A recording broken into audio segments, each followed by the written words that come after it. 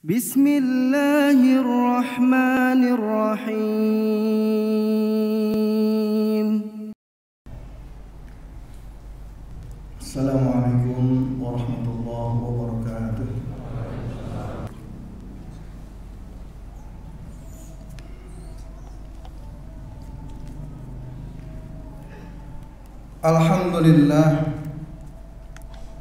Alhamdulillahilladzi nahmaduhu wa nasta'inuhu wa nastaghfiruh wa na'udzu billahi min shururi anfusina wa min sayyiati a'malina.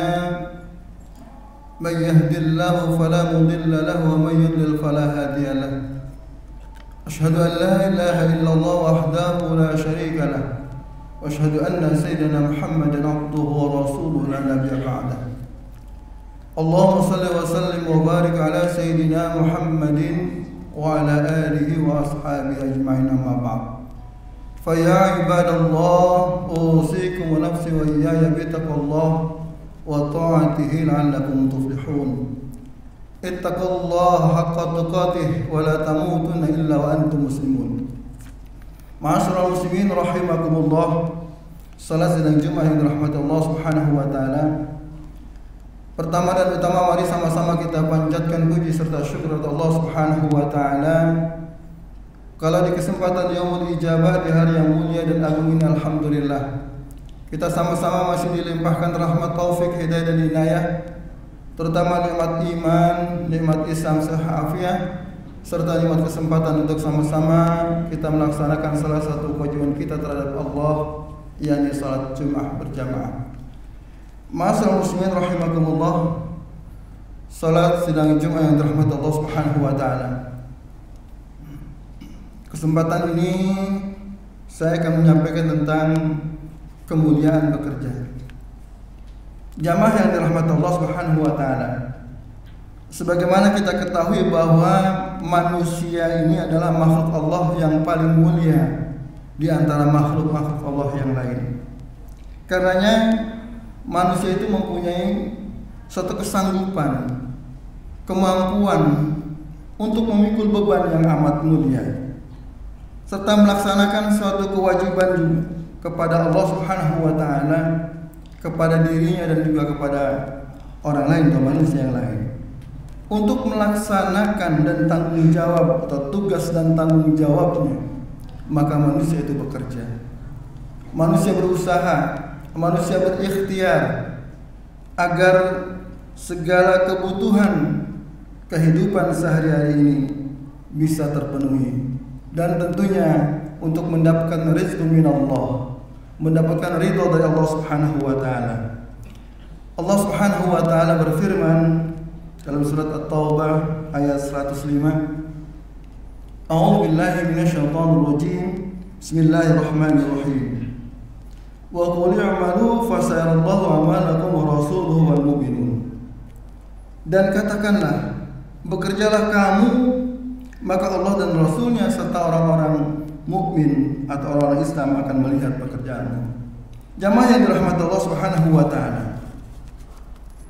Kita sebagai makhluk yang lemah tentu harus bisa berusaha.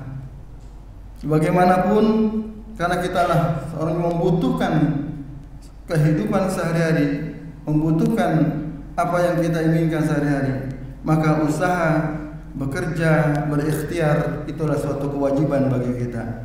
Sehingga untuk mendapatkan suatu itu adalah kita sebagai pemimpin dalam keluarga, kita ada kewajiban untuk melaksanakan kewajiban itu. Jamaah yang dirahmati Allah Subhanahu wa taala, agar usaha kita yang kita lakukan ini mendapatkan keridhaan Allah, mendapatkan pahala dari Allah, dan juga sebagai ibadah kepada Allah Subhanahu wa taala, ada beberapa hal yang perlu diperhatikan.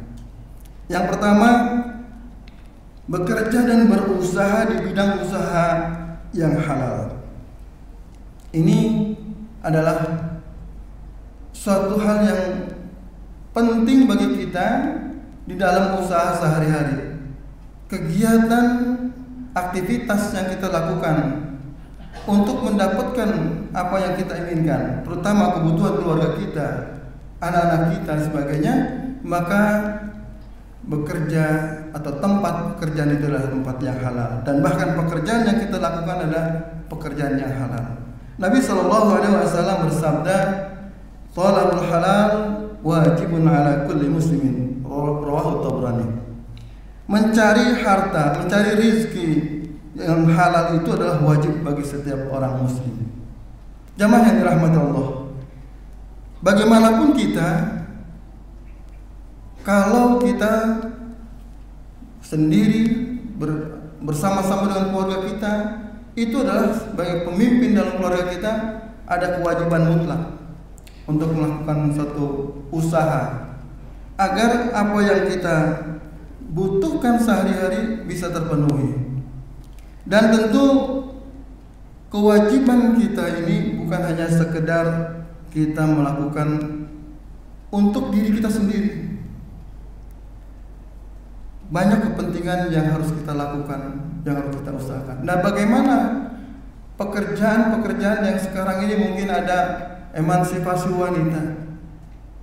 Kalau ada seorang perempuan, seorang wanita bekerja, wanita karir, apakah boleh untuk melakukan suatu kegiatan pekerjaan itu?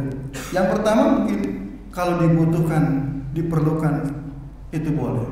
Kedua, mendapatkan izin dari suaminya.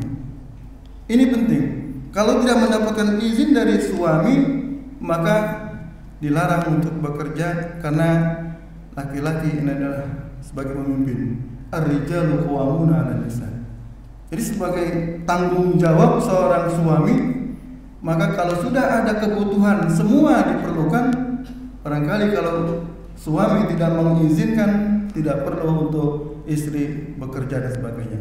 Tetapi memang perlu, barangkali dibutuhkan ilmunya, tenaganya untuk kepentingan umat, maka dibolehkan. Jamaah yang dirahmati Allah Subhanahu wa taala. Kemudian yang kedua, bekerja dan berusaha diniatkan untuk ibadah, baik untuk diri sendiri, untuk anak kita atau anak, keluarga, serta orang yang membantu dalam keluarga kita. Ini perlu diperhatikan, diniatkan. Kenapa? Karena tanpa kita niatkan, nanti apa yang kita lakukan, kerja itu sia-sia. Nabi SAW bersabda, "Ma anfaqa ar-rajulu fi baitihi wa ahlihi wa walidihi wa khadamihi, fa huwa lahu shadaqatun." Segala sesuatu yang dinafkahkan atau diberikan kepada orang laki-laki dalam rumah tangganya, baik untuk istrinya, anaknya, kemudian pelayannya, maka itu adalah sedekah baginya. Jamaah yang dirahmati Allah Subhanahu wa taala. Ini bagian yang penting juga. Kita sebagai kepala keluarga, barangkali kalau dihitung nilainya besar sekali tanggung jawab kita dan pahala yang kita dapatkan. Kenapa? Kita sudah memberikan nafkah kepada keluarga kita, sudah memberikan kebutuhan semua apa yang diminta oleh keluarga kita. Tapi setelah itu kita berikan kepada keluarga nafkahnya, apa yang diinginkan sehari-hari, kemudian diolah, diproses, kemudian kita makan juga, kita ikut bersamanya di dalam keluarga, maka kita yang memberikan juga mendapat pahala. Apalagi orang-orang yang di dalamnya, yang terlibat, yang kita menjadikan suatu kewajiban kepada orang-orang yang kita tanggung dalamnya. Jamaah yang dirahmati Allah Subhanahu wa taala. Dan yang ketiga, bekerja dan berusaha dengan benar, jujur. Ini tidak ada kecurangan, bahkan mungkin ya termasuk korupsi dalam setiap usaha yang kita lakukan. Kejujuran di dalam kehidupan sehari-hari ini adalah bagian kita yang utama, yang wajib. Kenapa? Karena tanpa ada kejujuran, mungkin 1 kali, 2 kali kita masih dipercaya orang.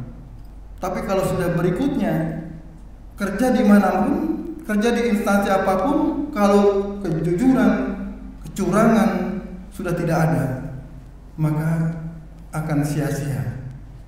1-2 kali mungkin bisa kita untuk menipu orang, untuk merugikan orang lain. Tetapi setelah itu tidak mungkin orang tidak bisa jatuh dalam satu lubang yang sama dalam kesempatan ini. Jamaah yang dirahmati Allah. Allah Subhanahu wa taala berfirman, A'udzubillahi minasyaitonir rajim. Bismillahirrahmanirrahim. Wailul lil mutaffifin allazina idza iqtadu 'alan nasi yastawfun. Celakalah orang-orang yang curang, yaitu orang-orang yang apabila menerima takaran mereka minta dipenuhi, bahkan dilebihkan. Wa idza iqtalu 'alan nasi yastawfun wa idza kaluhum aw wazanuhum yukhsirun.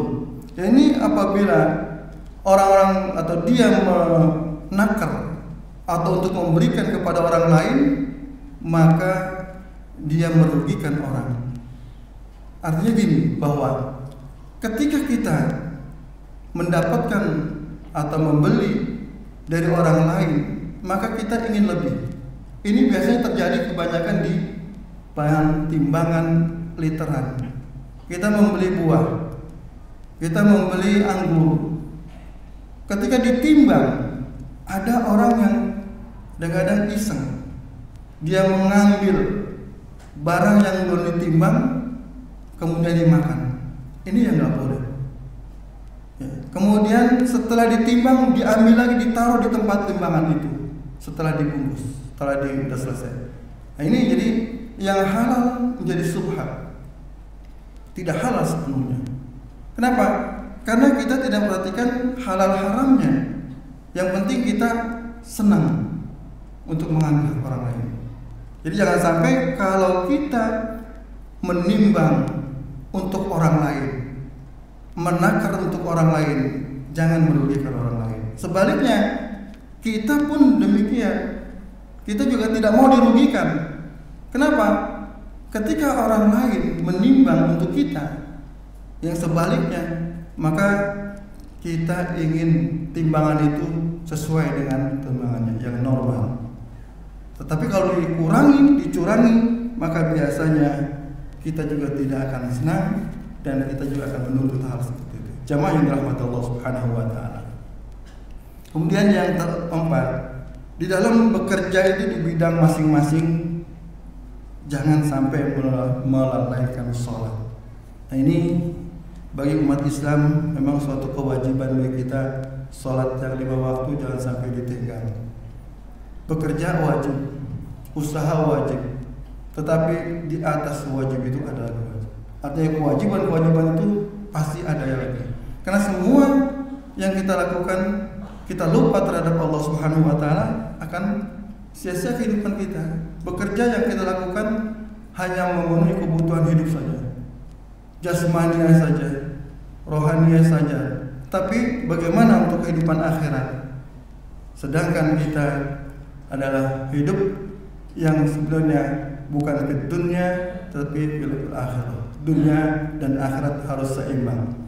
Jangan sampai ketika kita membutuhkan, kita berangkat dari pagi pulang malam, itu berlalu sampai terus menerus bertahun-tahun, tetapi tidak ingat bahwa kita adalah diawasi oleh Allah.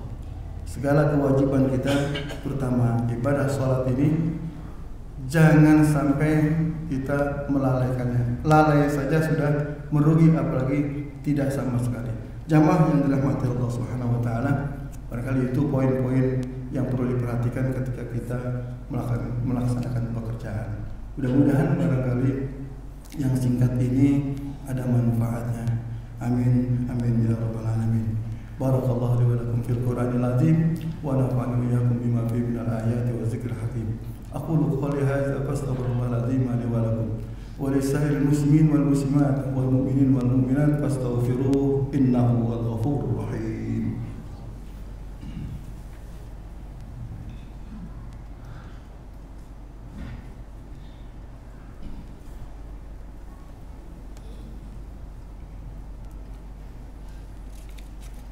Alhamdulillahilladzi amarna bil ittihad wal ittisam bihablillahil matin. Asyhadu an la ilaha illallah wahdahu la syarika lah, iyyahu na'budu wa iyyahu nasta'in. Wa asyhadu anna sayyidina Muhammadan abduhu wa rasuluhu al-mab'uts rahmatan lil العالمين. اللهم صل وسلم وبارك على سيدنا محمد وعلى آله وأصحابه أجمعين. أما بعد فيا عباد الله اتقوا الله ما استطعتم وساروا إلى مغفرة رب العالمين واعلموا أن الله سبحانه وتعالى أمركم بأمر بدأ بنفسه وسن بملائكة المسبحة بكرسي وقال تعالى في كتاب الكريم أعوذ بالله من الشيطان الرجيم إن الله وملائكته يصلون على النبي يا أيها الذين آمنوا صلوا عليه وسلموا تسليما.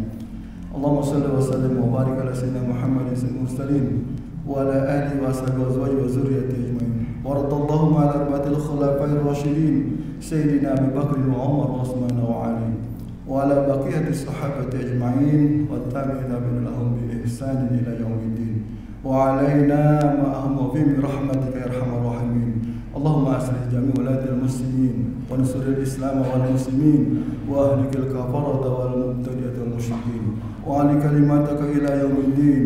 اللهم اغفر للمسلمين والمسلمات والمؤمنين والمؤمنات الأحياء منهم والأموات إنك سميع قريب مجيب دعوات يا قاضي الحاجات ويكافئ المهم برحمتك يا أرحم الراحمين.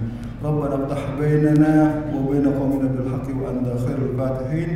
ربنا آتنا في الدنيا حسنة في الآخرة حسنة وقنا عذاب النار. عباد الله إن الله يأمر بالعدل والإحسان وإيتاء ذي القربى وينهى عن الفحشاء والمنكر والبغي يعظكم لعلكم تذكرون. فاذكروا الله العظيم يذكركم واشكروه على نعمه يزدكم واسألوه من فضله يؤتكم ولذكر الله أكبر.